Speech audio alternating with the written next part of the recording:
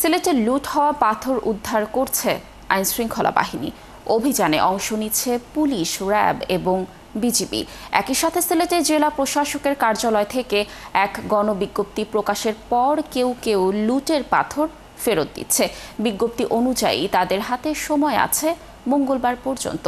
এরপর কারো কাছে পাথর পাওয়া গেলে নেওয়া হবে কঠোর ব্যবস্থা। মুহিত দিদারের তথ্য ছবিতে প্রতিবেদন।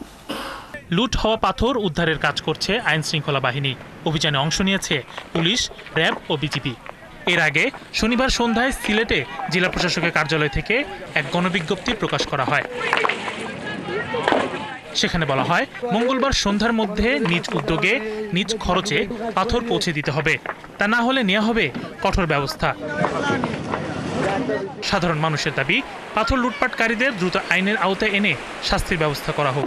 তো খবর নিলাম প্রতিদিনই এরকম 2-4-5 গাড়ি করে যেখান থেকে চুরি হয়েছিল সেখানে আবার ফেরত নিয়ে আসতেছে। এই পরিবেশটা রক্ষা করার দায়িত্ব আমাদের সবার, শুধু প্রশাসনের না, আমাদের সবার। আমরা চাই যে আবার যেন প্রকৃতির সুন্দর রূপে ফিরে আসে। আবার যে পাথরগুলো লুট হয়েছিল সেগুলো আবার ব্যাক করতেছে। তো এখন আবার মনে হচ্ছে যে না, এখানে সেই আগের আমেজটাই ফিরে আসতেছে। কোম্পানীগঞ্জ উপজেলা নির্বাহী কর্মকর্তা মোহাম্মদ রবিন মিয়া জানান, লুট হওয়া পাথর উদ্ধারে অভিযান অব্যাহত রয়েছে। ছোট নৌকায় করে আমরা নিয়ে যাচ্ছি। নিয়ে যাওয়ার পর রেস্টোরেশনের কাজে প্রায় 2.5 লাখ ঘনফিটের উপরে রেস্টোরেশন হয়ে গেছে। উদ্ধার হয়েছে আরও বেশি, কিন্তু আমরা 6.5 লক্ষ ফুট আমরা ডাম্পিং স্টেশন নিয়ে যেতে পারছি আর কি। মালামাল ওই উদ্ধার স্থান থেকে ওইখানে নিয়ে যেতে পারছি আর কি।